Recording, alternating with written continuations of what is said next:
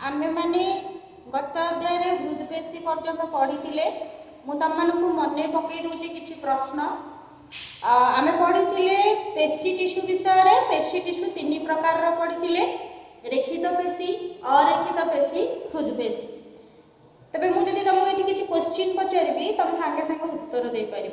ना कि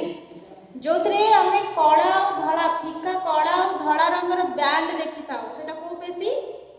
रेखित पेशी जो फिका कला और धला रंगर पेशी देखा मिले ना कौन कहुए अनिश्चित पेशी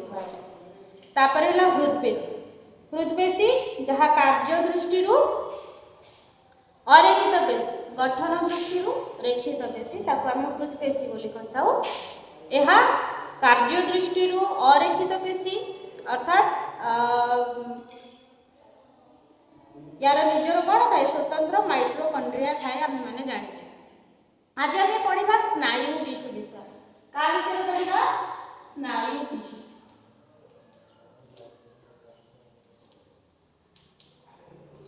आज आम पढ़ा स्नायु टिश्यू विषय इंग्रजी में कहा जाए नर्वस सिस्टम नर्वस टिश्यू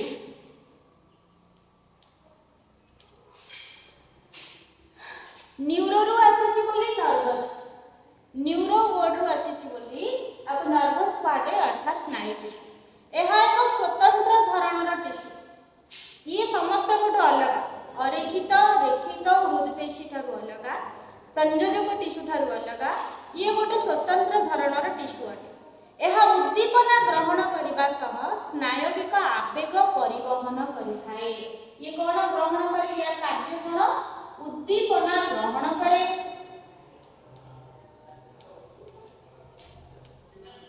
उद्दीपना ग्रहण करे ता सहित कौन करे स्नायविक आवेग संचरित करे स्नायविक आवेग संचरित करे कौन ये वार्ड गुड़ा टिके माइंड को ढुकुथबो ना कि उद्दीपना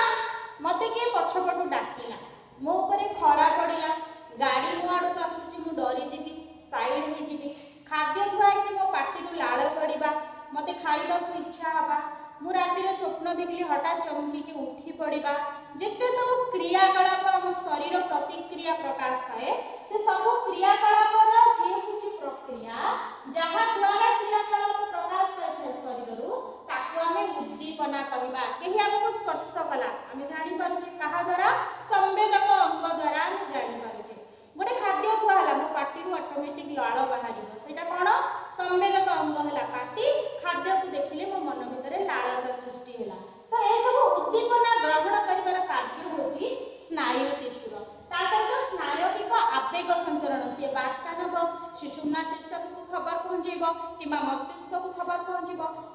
मस्तिष्क आम पाखक बार्ता आसो अंग पाखक बार्ता आसो अंग से अनुसार कार्यकारी कर तो ये समस्त होची नर्वस टिश्यू द्वारा होता है उद्दीपना ग्रहण करवा स्नायविक आवेग संचरित करवा होची तार कार्य मस्तिष्क सुषुम्ना शीर्षक स्नायु समूह स्नायु टिश्यू द्वारा गठित ए स्नायु टिश्यू कोगुड़ा जाइछि मस्तिष्क जाइछि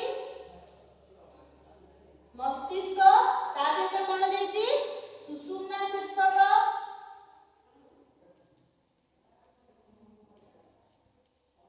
सुषुम्ना शीर्षक ता सहित कोन जाइछि स्नायु स्नायु टिश्यू समूह ये समस्त को लेकी मस्तिष्क सुषुम्ना शीर्षक स्नायु समूह समस्त को लेकी स्नायु टिश्यू गठित स्नायु टिश्यूर गाठनिक क्रियात्मक एकक को स्नायु कोष कहा जाए ये जहाँ द्वारा गठित ताको कौन कहा जाए स्नायु कोष बोली कहा जाए स्नायु कोष मध्य विद्युत रासायनिक प्रक्रिया द्वारा स्नायविक आवेग संचरित होई विभिन्न क्रिया को नियंत्रण करता है विद्युत रासायनिक प्रक्रिया तत्क्षणात घटी थाए बहुत क्षिप्र वेगर घटी थाए शीघ्र घटी थाए करेंट करेंट करेंट वाट जानि छ ई जो आपको लाइट का जेंति करेंट एटू स्विच मारबारो फैन धड़ास ना चलबा स्टार्ट हो स्विच मारबारो लाइट जळि जति ये बहुत स्पीडली काम करू ठीक सेमति स्नायविक आवेग हमर अर्थात स्नायु जो उद्दीपना ग्रहण करछि बहुत स्पीड रे काम करछि तत्क्षणात काम करछि आम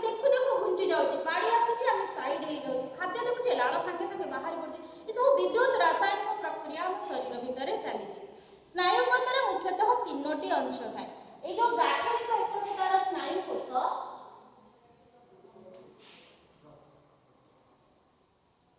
से स्नायु कोष रे मुख्यतः तीनोटी अंग थाए स्नायु कोष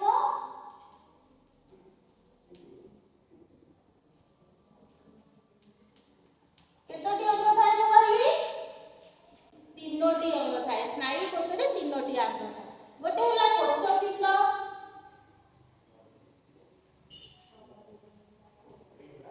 कोषपिंड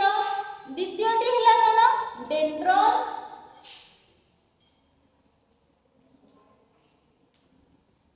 डेंड्रन द्वितीयटी तृतीयटी हला कोन आक्सन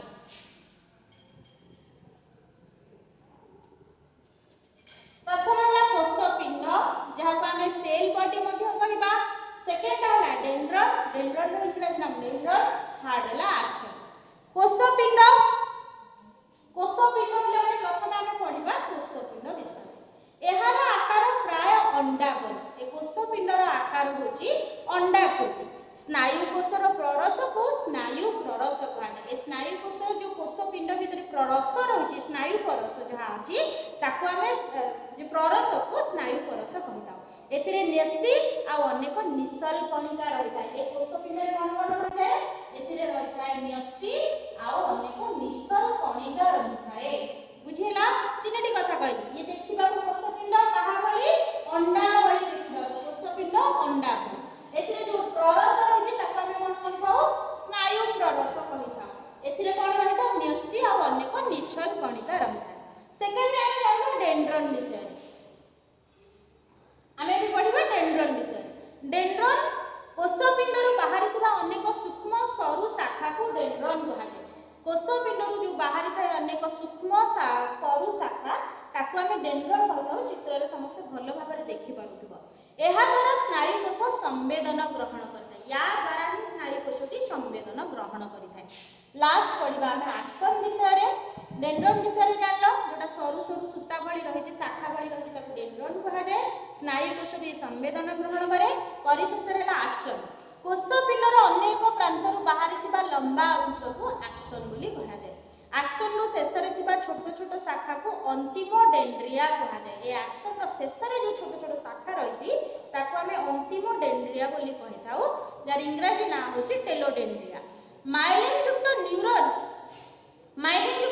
मानकर आक्सन चारिकड़ रे माइलिन आवरण रही मझिरे मझिरे गंठी भली रही थाए ए गंठी को हमें रान्भियर गंठी बोली कहिताउ स्नायु कोष माइलिन युक्त माइलिन विहीन मध्य होई थाए बेले बेले स्नायु कोष माइलिन युक्त होई थांदी बेले बेले माइलिन विहीन मध्य होई थांदी एही टिश्यूर समन्वित परिचालना द्वारा शरीर रे स्नायविक नियंत्रण समन्वित होई थाए संपूर्ण टिश्यू अर्थात कोषपिंड डेंड्रन आक्सन रो समान भाबरे कार्य समन्वित कार्य द्वारा